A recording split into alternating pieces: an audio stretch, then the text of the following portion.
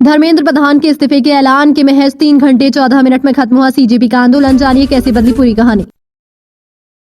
जंतर मंतर पर अपराधियों का डेरा, दिल्ली पुलिस के दावों पर भड़की सीजेपी, दी सख्त प्रतिक्रिया। कांवड़ यात्रा को लेकर बस्ती पुलिस अलर्ट, 82 संवेदनशील स्थान चिन्हित, सुरक्षा की तैयारी तेज। अमेरिका ने भारत पर दिखाई नरमी, 10% टैरिफ के फैसले से भारतीय कारोबार को बड़ा मौका। ममता बनर्जी भागी भागी पद्मपुकुर पहुंची, आरोप लगाए पुलिस ने मुझ पर किया हमला। जंतर मंतर पर गूंजा जीत का नारा, धर्मेंद्र प्रधान के इस्तीफे के बाद युवाओं ने जमकर मनाया जश्न। विस्तारित खबर सुनने से पहले हमारी एक छोटी सी गुजारिश है कि इस चैनल को सब्सक्राइब जरूर करें और आप ये वीडियो कहां से देख रहे हैं कमेंट में जरूर लिखें। तो चलिए शुरू करते हैं विस्तारित खबर। शुक्रवार देर शाम केंद्रीय शिक्षा मंत्री धर्मेंद्र प्रधान ने अपने पद से इस्तीफा दे दिया, जिसके साथ ही कई दिनों से चल रहे सीजेपी आंदोलन का एक बड़ा अध्याय पूरा हो गया। सूत्रों के मुताबिक बीते 24 घंटों में सरकार के भीतर तेजी से घटनाक्रम बदला। एक तरफ जंतर मंतर पर आंदोलन लगातार तेज होता जा रहा था, दूसरी तरफ विपक्ष और सामाजिक कार्यकर्ता सोनम वांगचुक की तबीयत को लेकर भी दबाव बढ़ रहा था। ऐसे में सरकार के भीतर यह आशंका बनी कि अगर मामला और लंबा खींचा तो जन भावना पूरी तरह हाथ से निकल सकती है।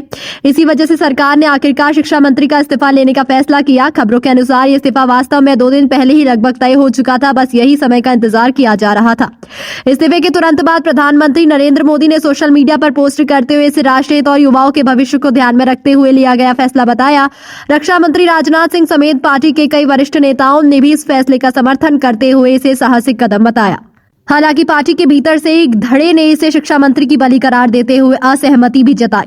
कांग्रेस ने इस पूरे घटनाक्रम को सरकार की घबराहट का नतीजा बताया। वहीं ओडिशा के मुख्यमंत्री ने धर्मेंद्र प्रधान को शुभकामनाएं दी। अब चर्चा इस बात पर टिक गई कि मोदी कैबिनेट में अगला शिक्षा मंत्री कौन होगा, जिसे लेकर कई नामों पर कयास लगाई जा रही है।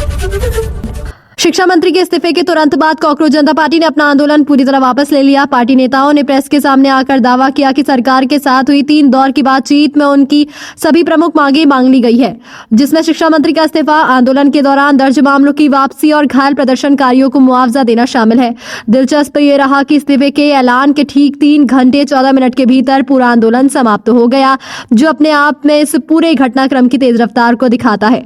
जंतर मंतर पर मौजूद युवाओं ने इस जीत का जमकर जश्न मनाया और नारेबाजी की। हालांकि आंदोलन खत्म होने के बावजूद सीजेपी संस्थापक अभिजीत दिप के पूरी तरह संतुष्ट नजर नहीं आए। उन्होंने सरकार को चेतावनी भरे लहजे में कहा कि कॉकरोच से पंगा लेना आसान नहीं और एक बार ये अंदर घुस जाए तो आसानी से निकलता नहीं। उन्होंने आगे भी सरकार पर निगरानी बनाए रखने की बात कही। इसी बीच अभिजीत दिप पर यह सवाल भी उठा कि जीत की घोषणा करते समय उन्होंने 26 दिन तक भूखे रहने वाले सोनम वांगचुक को उचित श्रेय नहीं दिया, जिसे लेकर सोशल मीडिया पर भी बहस छिड़ गई है। इस पूरे घटनाक्रम के बीच सामाजिक कार्यकर्ता सोनम वांगचुक की प्रतिक्रिया भी अहम रही। लंबे अनशन के बाद अस्पताल में भर्ती वांगचुक का पुलिस अधिकारियों के साथ हुई एक बहस का वीडियो वायरल हुआ, जिसमें उन्होंने भावुक होकर कहा कि अगर वे तनाव की वजह से हो जाए तो इसकी जिम्मेदारी किसकी होगी। इस वीडियो के वायरल होने के बाद संबंधित अधिकारियों की तरफ से सफाई दी गई कि ये सिर्फ सुरक्षा व्यवस्था को लेकर हुई सामान्य बातचीत थी। इस्तीफे की खबर सामने आने के बाद वांगचुक ने भी अपनी प्रतिक्रिया दी। हालांकि उनका लहजा जीत के जश्न से ज्यादा गुस्से और निराशा से भरा नजर आया। उन्होंने कड़े शब्दों में कहा कि ऐसे देश पर धिक्कार है जहां इस तरह की सोच रखने वाले दिमाग पैदा होते हैं। उनके इस बयान को लेकर राजनीतिक हलकों में मिलीजुली प्रतिक्रिया देखने को मिली। कुछ ने इसे उनकी थकान और शारीरिक स्थिति से जोड़कर देखा तो कुछ ने इसे व्यवस्था के प्रति उनकी गहरी नाराजगी करार दिया। राजनीतिक हलचल के बीच देश के कई राज्यों में मौसम ने भी भारी तबाही मचाई है। गुजरात में लगातार हो रही बारिश के चलते अब तक 40,000 से ज्यादा लोगों को सुरक्षित स्थानों पर रेशिस्त निकाला जा चुका है, जबकि निचले इलाकों में अभी भी पानी भरा हुआ है। इससे भी ज्यादा गंभीर स्थिति असम में बनी है, जहां बाढ़ की वजह से अब तक 61 लोगों की जान जा चुकी है। मौसम विभाग ने राजस्थान और उत्तर प्रदेश समेत कई अन्य राज्यों के लिए भी भारी बारिश का अलर्ट जारी किया है। दूसरी ओर पश्चिम बंगाल में भी राजनीतिक और मौसम दोनों मोर्चों पर हलचल रही, जहां मुख्यमंत्री ममता बनर्जी ने पद्मपुकुर इलाके में पहुंचकर आरोप लगाया कि पुलिस ने उन पर हमला करने की कोशिश की। प्रशासन का कहना है कि बाढ़ प्रभावित इलाकों में राहत और बचाव अभियान युद्ध स्तर पर जारी है और स्थिति पर लगातार नजर रखी जा रही है। जम्मू कश्मीर में सुरक्षा एजेंसियों ने आतंकवाद के नेटवर्क पर अब तक की सबसे बड़ी कार्रवाई को अंजाम दिया है। खबरों के मुताबिक घाटी में चलाए गए व्यापक अभियान के तहत 2500 से ज्यादा संदिग्धों को हिरासत में लिया गया है। सुरक्षा बलों का कहना है कि अभियान आतंकी संगठनों के जमीनी नेटवर्क, उनके मददगारों और ओवरग्राउंड वर्करों की पहचान पर उन्हें पूरी तरह खत्म करने के मकसद से चलाया जा रहा है।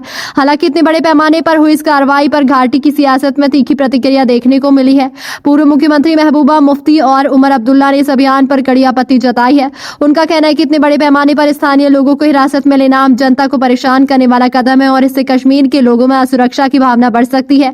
दोनों नेताओं ने प्रशासन से मांग की कि निर्दोष लोगों को जल्द रिहा किया जाए और कार्रवाई केवल वास्तविक संदिग्धों तक सीमित रखी जाए। दूसरी ओर सुरक्षा एजेंसियों का कहना है कि अभियान पूरी तरह खुफिया जानकारी और सबूतों के आधार पर चलाया जा रहा है और आने वाले दिनों में जांच के आधार पर निर्दोष लोगों को छोड़ा जाएगा। राजधानी दिल्ली में जंतर मंतर पर चल रहे प्रदर्शन को लेकर सुरक्षा एजेंसियों की तरफ से एक और बड़ा दावा सामने आया है।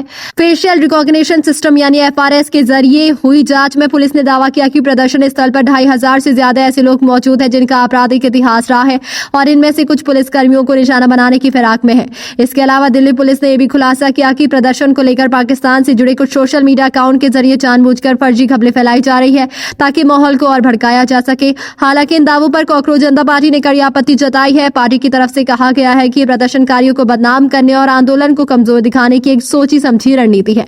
पार्टी ने यह भी कहा कि अगर पुलिस उन पर झूठा आरोप लगाना जारी रखेगी तो वे भी इसका माकूल जवाब देने से पीछे नहीं हटेंगे। इसी बीच PIB की तरफ से एक और दावे को लेकर फैक्ट चेक भी सामने आए जिसमें कहा जा रहा था कि जंतर मंतर प्रदर्शन के बाद 30,000 सुरक्षा कर्मियों ने इस्तीफा दे दिया है। PIB ने इस दावे को पूरी तरह फर्जी बताते हुए स्पष्ट किया कि ऐसी कोई घटना नहीं हुई है। बिहार में भी शुक्रवार को बुलाए गए बंद के दौरान कई जगहों पर हिंसक झड़पें देखने को मिली। सिवान जिले में बंद समर्थकों और पुलिस के बीच झड़प के दौरान एक पुलिस अधीक्षक पर हमला किए जाने की खबर सामने आई। छपरा में उग्र भीड़ ने पुलिस के एक वाहन को आग के हवाले कर दिया जिससे इलाके में तनाव फैल गया। वहीं राजधानी पटना में राजद नेता तेज प्रताप यादव को बंद के दौरान हिरासत में लिया गया। बिहार बंद का असर राज्य के कई शहरों में देखा गया जहां दुकानें बंद रही और यातायात भी प्रभावित हुए। प्रशासन ने संवेदनशील इलाकों में अतिरिक्त पुलिस बल तैनात किया और स्थिति पर लगातार नजर रखी जा रही है। पुलिस का कहना है कि हिंसा में शामिल लोगों की पहचान कर उनके खिलाफ सख्त कार्रवाई की जाएगी। इस बीच एक प्रेरणादायक कहानी भी सामने आई जिसने सोशल मीडिया पर लोगों का दिल जीता।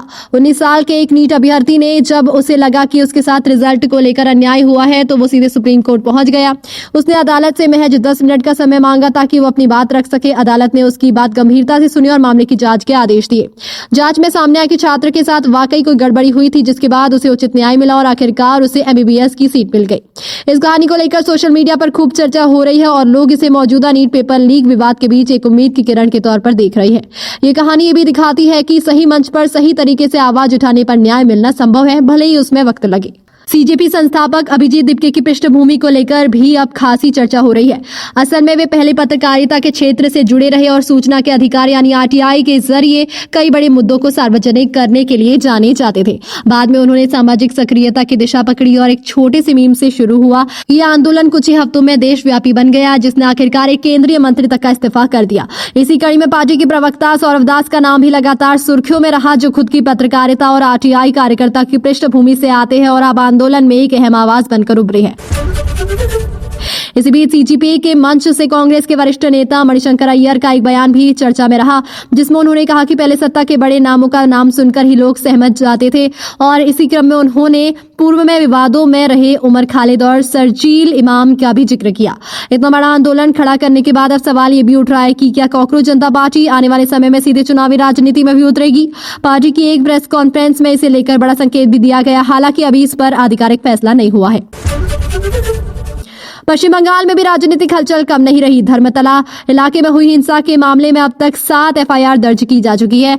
भाजपा नेता शुभेंदु अधिकारी ने इस हिंसा को लेकर सख्त प्रतिक्रिया देते हुए चेतावनी भरे लहजे में कहा कि दोषियों को ऐसी सजा दिलाई जाएगी कि आने वाली 3 पीढ़ियां भी इसे भूल नहीं पाएगी।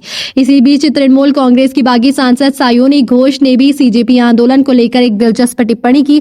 उन्होंने कहा कि जो विपक्षी दल पहले इस आंदोलन से दूरी बनाए हुए थे अब आंदोलन की सफलता के बाद वही लाइमलाइट लेने के लिए आगे आ गई है। इसके अलावा एक अन्य विवाद में ये भी सवाल उठा कि क्या सीजेबी को इस विरोध प्रदर्शन के लिए किसी विदेशी स्रोत से फंडिंग मिली है। इस पर विदेश मंत्रालय की तरफ से स्पष्ट जवाब आया, जिसमें ऐसी किसी भी विदेशी फंडिंग के दावे को खारिज किया गया।